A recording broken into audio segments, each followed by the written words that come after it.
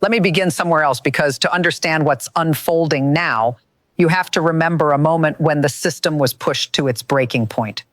It was the evening of October 20th, 1973, a Saturday.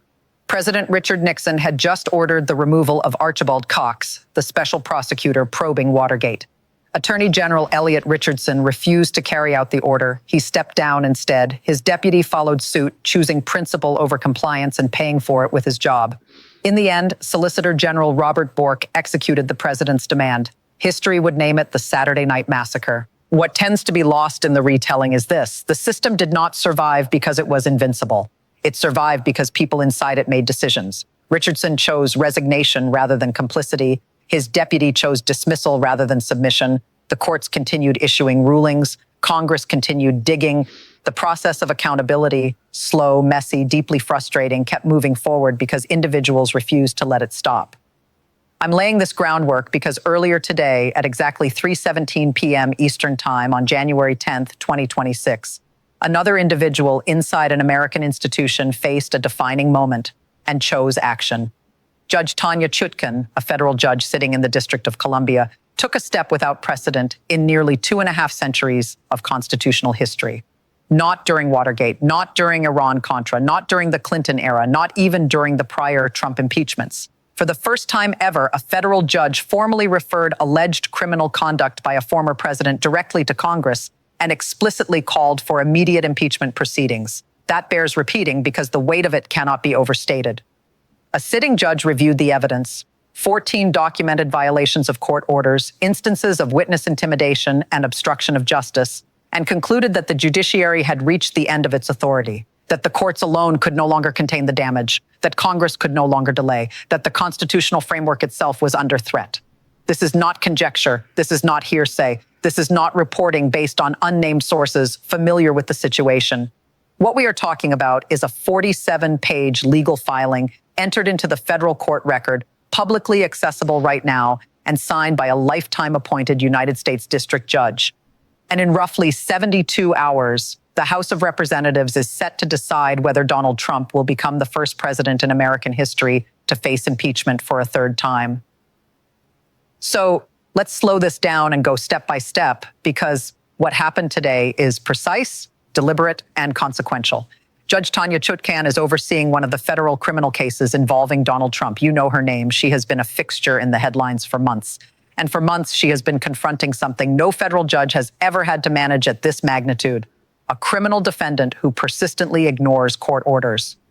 Here's the framework you need to understand. Federal judges are not all powerful. They operate with a defined set of enforcement tools, limited but real. When a defendant violates a court order, a judge can issue warnings. The judge can levy financial penalties. The judge can hold the defendant in contempt. In the most serious situations, the judge can revoke bail entirely. But here is the problem. The question scholars of constitutional law have wrestled with for generations. What happens when none of those mechanisms work? What happens when fines are meaningless because the defendant has enormous resources? When detention is viewed as politically explosive? When judicial warnings are dismissed as optional rather than binding? That is the dilemma Judge Chutkan was facing. And today she concluded that the normal tools of the judiciary were no longer sufficient.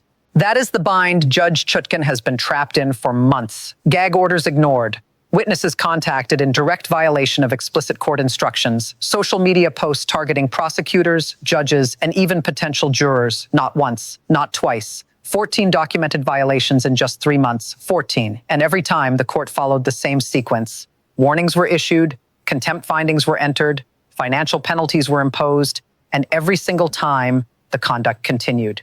Today, Judge Chutkan stopped escalating and started concluding. She issued what is known as a formal criminal referral. And it's important to be precise about what that means. This was a federal judge formally informing Congress, I have reached the limits of my authority. I have used every enforcement mechanism available to the judiciary. This defendant now poses such a threat to the integrity of the justice system that the legislative branch must intervene immediately. The language she used is not casual, and it deserves to be heard verbatim, because when federal judges choose words, they do so deliberately. She wrote, quote, "The defendant's repeated violations constitute a clear and present danger to the administration of justice and demand immediate congressional intervention." Clear and present danger. That phrase is not dramatic flourish. It is not rhetorical excess. It is a precise legal determination with deep roots in American constitutional law. Those words are reserved for the most serious threats, language that signals the highest possible level of institutional risk. And when a federal judge uses it, it carries extraordinary constitutional weight. And Judge Chutkan didn't send Congress a summary memo. She transmitted the entire evidentiary file. And this is where the situation becomes overwhelming. 14 violations of a gag order, each precisely dated, each preserved with screenshots, each formally entered into the federal court record. Transcripts from 7 separate contempt hearings in which Trump was warned directly, unmistakably, and repeatedly by the judge herself. Phone records documenting coordination with co-defendants despite explicit no-contact orders. Social media posts aimed at prosecutors, judges, and members of the potential jury pool, the very individuals charged with determining his criminal liability. Included as well were internal communications from Trump's own legal team acknowledging that court orders had been violated, sworn declarations from former federal judges, jurists with decades of experience on the bench, describing the conduct as without precedent in American judicial history. And then there is the most consequential evidence in the entire referral, recorded conversations. Audio recordings of Trump discussing plans to defy court orders with close advisors. Stay with me here because this distinction is critical. This is not evidence of impulsive misconduct. This is not someone crossing a line accidentally.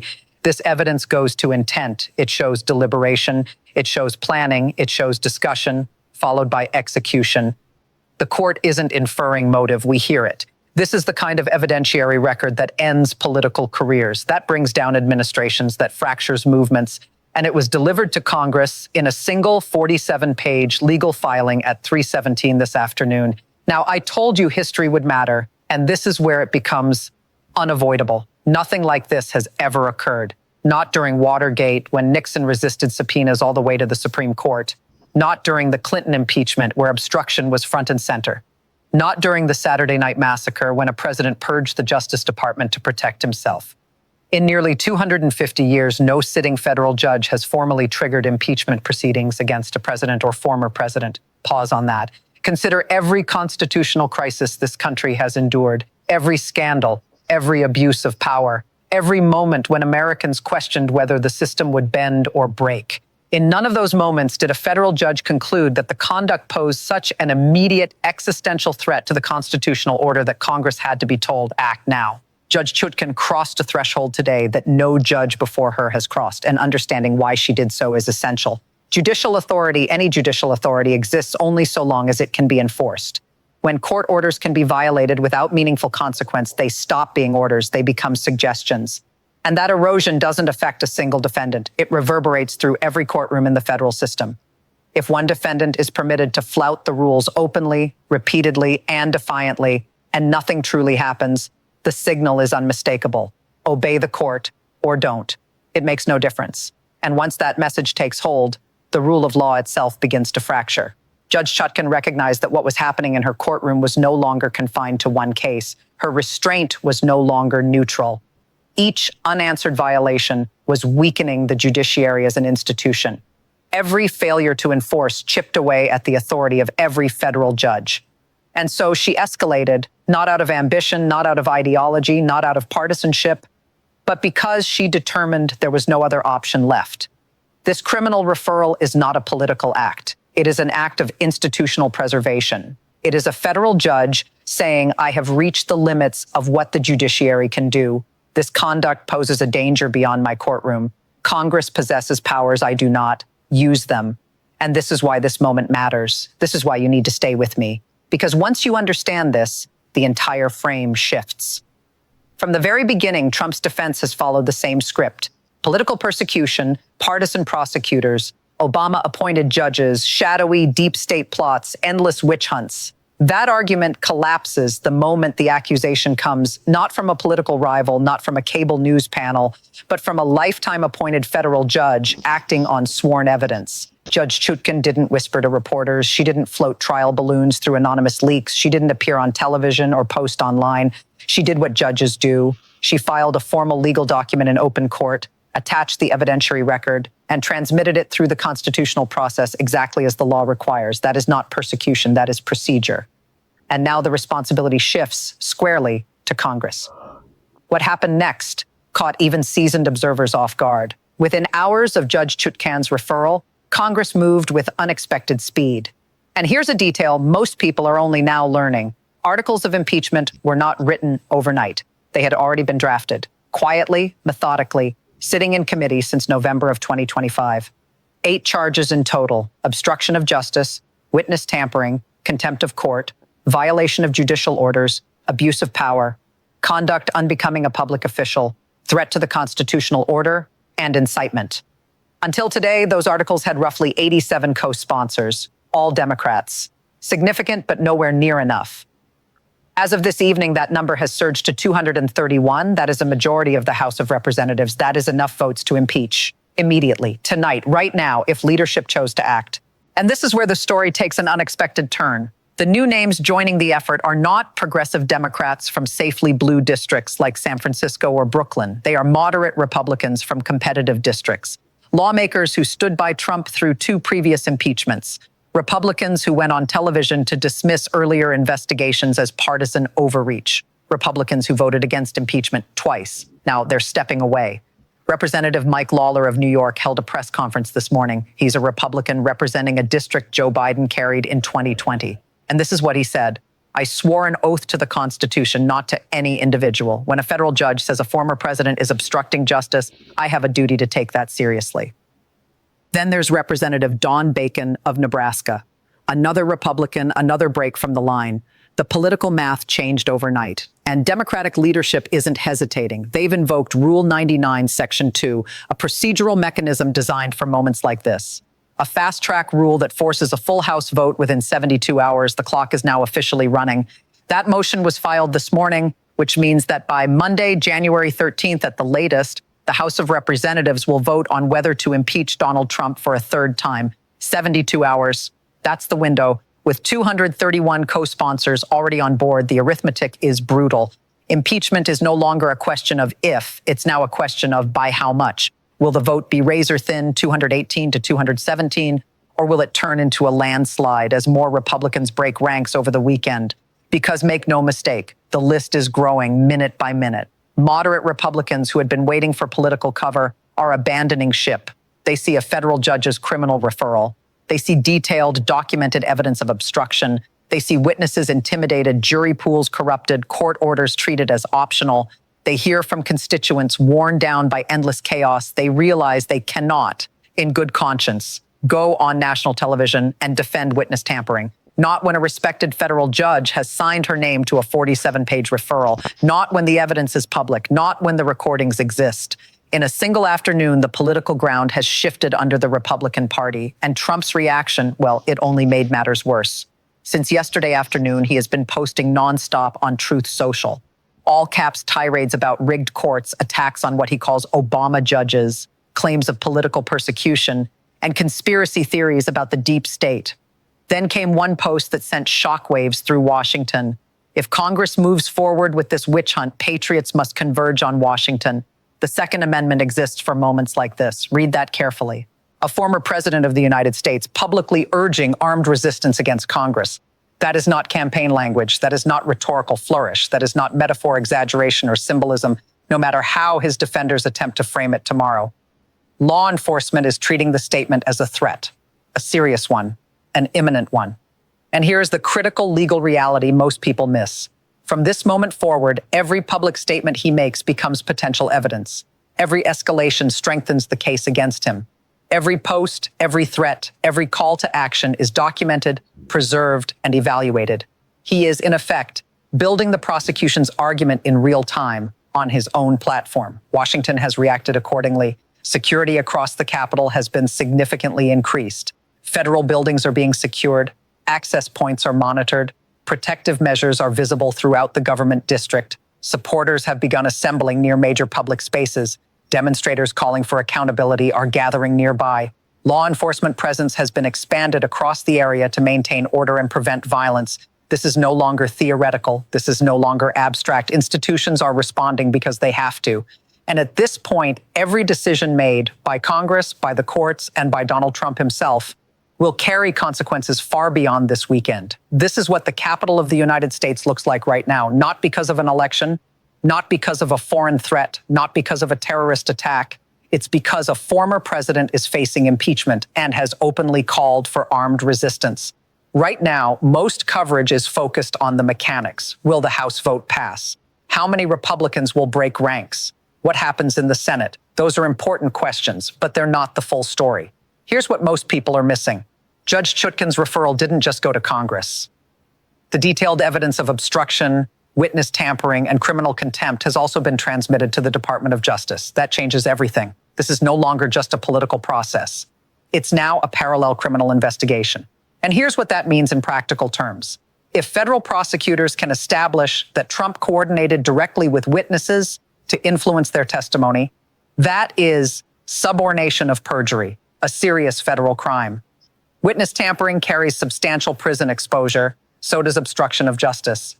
Multiple federal grand juries are already active in Washington, D.C., Miami, and Atlanta. It is entirely plausible, arguably likely, that new criminal indictments could arrive even while Senate impeachment proceedings are ongoing. Imagine that for a moment, a Senate trial unfolding at the same time a federal grand jury hands down new charges, two branches of government moving on parallel tracks, multiple accountability mechanisms in motion at once. This is constitutional territory the framers anticipated but hoped would never be tested in real time. And there's something else barely being discussed publicly. Reports indicate that quiet conversations about the 25th Amendment have already begun. The 25th Amendment allows removal of a president without impeachment if the individual is deemed unable to perform the duties of the office. It requires the vice president and a majority of the cabinet. It can move quickly, even overnight, if necessary. The very fact that this option is being considered tells you how seriously officials view the current crisis. Let me be clear. I am not saying the 25th Amendment will be invoked. What I am saying is that it is being discussed, and the very fact that it is being considered is historically significant. At the same time, the Republican Party is fracturing before our eyes.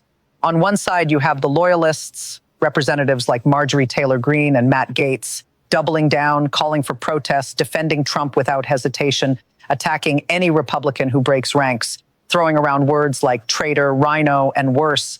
On the other side, you have the pragmatists, lawmakers like Mike Lawler and Don Bacon. They are breaking away, citing their constitutional oaths, reviewing the evidence, calculating the political realities of 2026. The internal pressures are intensifying. Defecting lawmakers are facing harassment. Their staff are targeted. Their families are attacked on social media. The party itself is publicly unraveling. With the midterms just 10 months away, many Republicans see electoral disaster if they stay tied to this level of chaos. They are calculating, hedging, and quietly preparing exit strategies. Here's the deeper truth. Once a member publicly breaks, the barrier doesn't reset, it cracks. Every new defection lowers the cost for the next. Every Republican who says enough gives cover to the next one in waiting. That is how political coalitions collapse, not slowly, but suddenly, all at once. What we are witnessing is not just an impeachment vote. It is the potential unraveling of a political coalition that has shaped Republican politics for nearly a decade. And the international consequences are already clear. A former American president openly threatening armed resistance while facing impeachment is not a routine headline. This is unprecedented for our allies. It is equally surprising and concerning for our adversaries. Allies are on alert. They are reaching out to the State Department, holding emergency meetings, and questioning whether the United States remains a reliable partner. Adversaries are watching closely, assessing instability, probing for weaknesses, and seeking opportunities. Domestic upheaval always has global ripple effects, without exception, every time. At this moment, to the rest of the world, the United States appears deeply, profoundly unstable.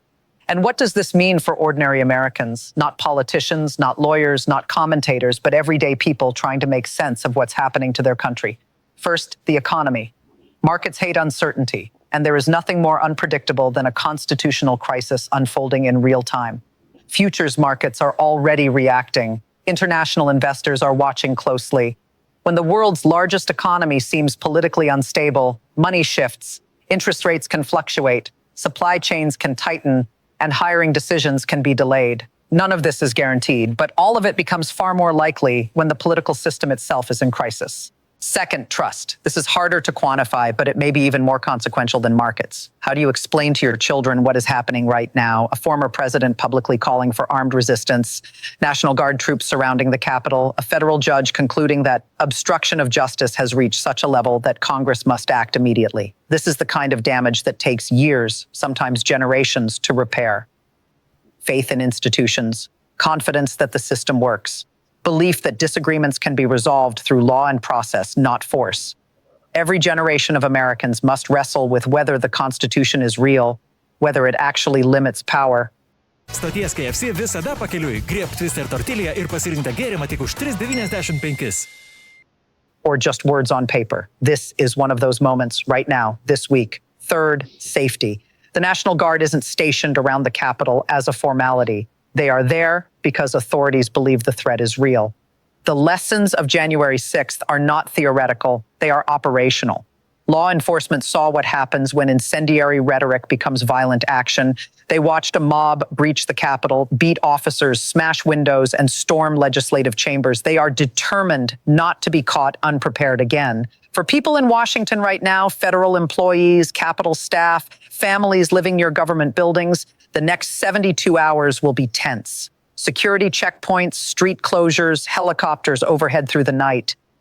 This is the human side of a constitutional crisis. It's not just cable news drama. It's parents canceling plans, keeping children home from school, wondering whether their commute will even be safe. Whatever happens on Monday, the political landscape has already been transformed. If Trump is impeached for a third time, he becomes a historical figure unlike any other, not defined by policy, but by repeated accountability proceedings. 3 impeachments, multiple criminal indictments, a federal judge formally declaring him a danger to the administration of justice. If he is somehow acquitted in the Senate, he remains politically viable, but legally vulnerable. Federal criminal cases will continue regardless of congressional votes. Either way, the next few years are likely to be dominated by trials, appeals, investigations, and ongoing instability. There is no going back to normal. The country will move forward through whatever comes next. All right, let me outline what the next few weeks could look like, not as predictions, but as realistic possibilities based on what we know right now. Scenario 1, impeachment passes, Senate convicts. This would require all Democrats plus at least 18 Republicans in the Senate. It's a high threshold, but not impossible, especially if additional evidence emerges during the trial or if Trump continues escalating his rhetoric in ways that make him politically indefensible. Conviction would mean Trump could never hold federal office again. His political career constitutionally would be over. Scenario 2, impeachment passes, Senate acquits. Historically, this is the most likely path. The House impeaches, the Senate holds a trial, but the 67 votes needed for conviction don't materialize. In this case, Trump survives legally but emerges politically weakened. The evidence presented during the trial becomes part of the permanent public record. Republican senators who voted to acquit will carry that decision into every future campaign. Scenario 3, the 25th Amendment is invoked. This process could move faster than a Senate trial, potentially overnight. It would require Vice President Vance and a majority of the cabinet to determine that Trump is unfit to serve. Whether it actually happens depends on internal deliberations we cannot see, but the fact that it is even being discussed reveals how seriously government officials perceive the instability of the situation. Scenario 4, additional criminal indictments. Separate from Congress, federal prosecutors continue their work. New charges could be filed at any moment. Witness tampering, obstruction, criminal contempt. This creates an unprecedented situation. A former president simultaneously facing active criminal prosecution and congressional impeachment proceedings. 2 tracks moving at once, neither waiting for the other. And here's what matters most. None of these scenarios are mutually exclusive. Several could unfold at the same time. Trump is not confronting a single threat. He is facing multiple converging threats, congressional, judicial, criminal, political, all at once.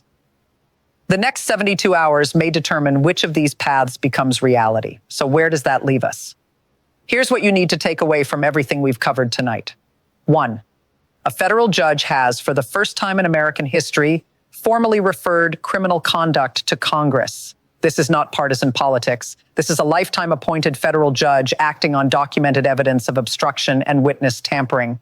2, the House will vote on impeachment by Monday. With 231 co-sponsors already committed, passage is nearly certain. The question now is not if it's margin and how many Republicans break ranks over the weekend. 3, this goes far beyond impeachment. Criminal investigations continue. The 25th Amendment is under discussion. The Republican Party is fracturing in real time. The next 72 hours will shape presidential accountability for generations. I've been covering American politics for a long time. I've seen crises, scandals, and moments when the system seemed on the brink. This feels different. Not because the outcome is clear, it isn't. Not because justice is guaranteed, it may not be. But because the machinery of accountability, the slow, deliberate gears the founders built into this system, are actually moving. A judge saw conduct she could not tolerate, and she acted. Members of Congress are seeing evidence they cannot ignore, and they are responding. The Constitution, that 237-year-old document, is being tested in real time, and we are about to find out whether it holds.